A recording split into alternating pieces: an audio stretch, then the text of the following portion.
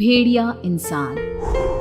विनोद एक पढ़ा लिखा नौजवान था, लेकिन बेरोजगारी की मार से परेशान था।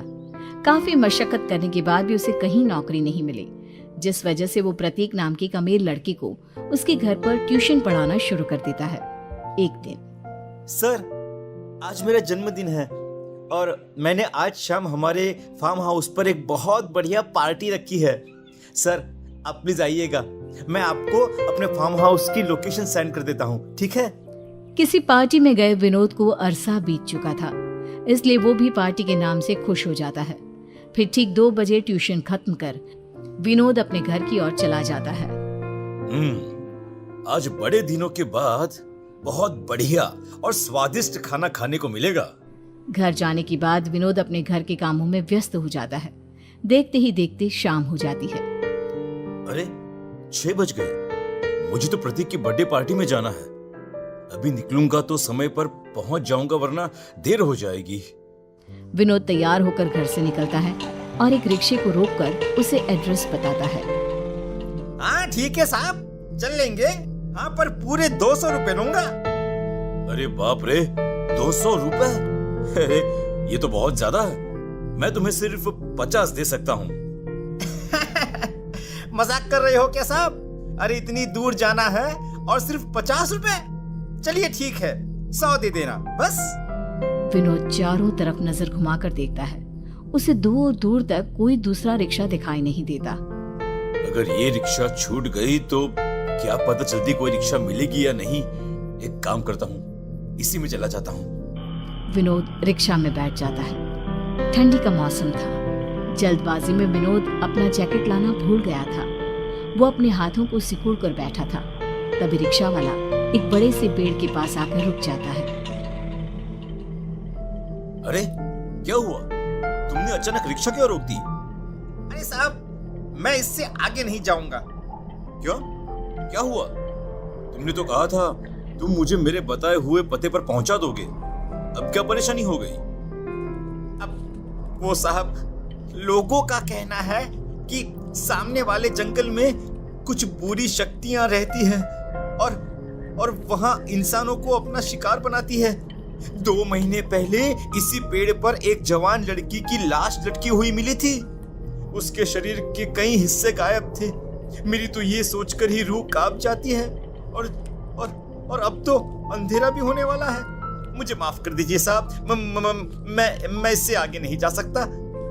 अरे भाई, ये तुम कैसी बातें कर रहे हो? तुम बीच सड़क पर मुझे छोड़कर चले जाओगे तो फिर मैं भला आगे कैसे जाऊंगा?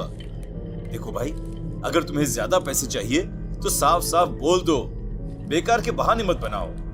अरे नहीं भाई साहब, नहीं, मैं कोई बहाना नहीं बना रहा। मैं सच बोल रहा हूँ। अरे इससे आगे जाने की मेरी हिम्मत नहीं है। चाहो तो 100 रुपए भी आप रख लो। मुझे नहीं चाहिए पैसे, पर मुझे बख्श दो। मैं इससे आगे नहीं जा सकता मैं। इस तरह विनोद को बीच रास्ते में छोड़कर रिक्शा वाला वहां से वापस लौट जाता है। इन रिक्शा वालों पर तो भरोसा करना ही बेकार है। खैर कोई बात नहीं, मैं पैदल ही आगे चला जाऊंगा। देखता हूँ, शायद कोई लिफ्ट देने वाला मिल जाए।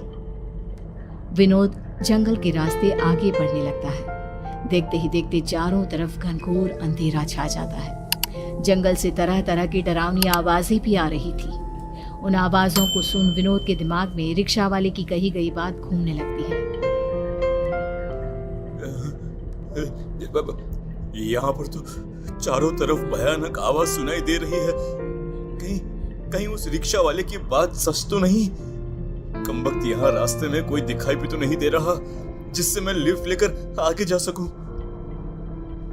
इस तरह अपने आप से बात करता हुआ विनोद तेजी से अपने कदम बढ़ाने लगता है, लेकिन तभी अचानक उसका पैर एक बड़े पत्थर से टकरा जाता है, जिससे विनोद अपना संतुलन खोकर बगल में मौजूद ढलान की ओर जा गिरता है। वो झाड़ियों में लुढ़कता हुआ एक कटीले पेड़ के पास जा पहुंचता है। विनोद अपने आप को किसी तरह संभालते हुए उठ खड़ा होता है, लेकिन तभी उसकी नजर अपने सामने खड़े एक डरावनी भेड़िए पर पड़ती है। उस भेड़िए की सुर्ख डरावनी लाल आंखें देखकर विनोद के हाथ पैर ठंडे पड़ जाते हैं। हे भगवान, ये सब क्या हो रहा है? अब मैं क्या करूं? क्या करूं? भेड़िया धीरे धीरे अपने कदम विनोद की ओर बढ़ाने लगता है। ये देखकर विनोद की सांस अटक जाती है और वो अपनी जान बचाने के लिए तेजी से वहां से भागता है। जिसे भागता देख भेड़िया भी उसका पीछा करने लगता है। थोड़ी देर के बाद भागता हुआ विनोद अचानक एक गड्ढे में जा गिरता है। बचाओ! बचाओ! बचाओ! अब भेड़िया जैसे ही विनोद पर हमला करने के लिए उस पर लपकता है तो विनोद तुरंत बगल में पड़े पत्थर को उठाकर भेड़िए के सर पर मार देता है और भेड़िया वहां से भाग जाता है। खून से लथपथ विनोद किसी तरह चलने की कोशिश करता है, लेकिन थोड़ा आगे चलकर ही बेहोश होकर गिर जाता है। सर, अब कैसा महसूस कर रहे हैं आप? आपकी तबीयत तो ठीक है ना? शुक्र है कि मेरे फार्म हाउस के चौकीदार की नजर आप पर पड़ गई, वरना जंगल का कोई जंगली जानवर आपको मारकर खा जाता। खैर, अब आप आराम कीजिए, मैं चलता हूं सर। इतना कहकर प्रतीक वहां से चला गया। दूसरी तरफ होश में आने के बाद विनोद के मन में अजीब सी बेचैनी होने लगी, पर वो दवाई लेकर सो जाता है। अचानक आधी रात को विनोद को बहुत ज्यादा घबराहट होने लगती है और वो अपने शरीर में कुछ अजीब व गरीब बदलाव महसूस करता है।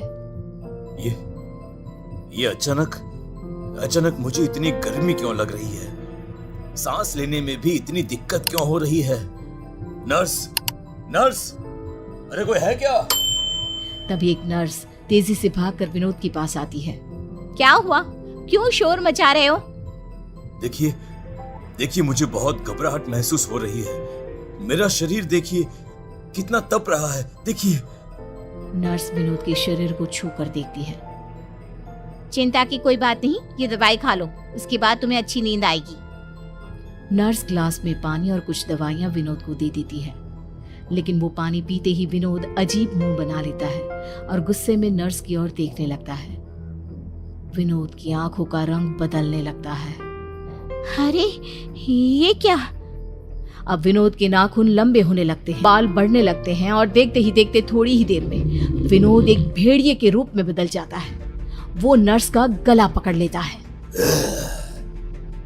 मुझे ये बकवास पानी नहीं चाहिए, मुझे खून पीना है, तेरा गर्म खून।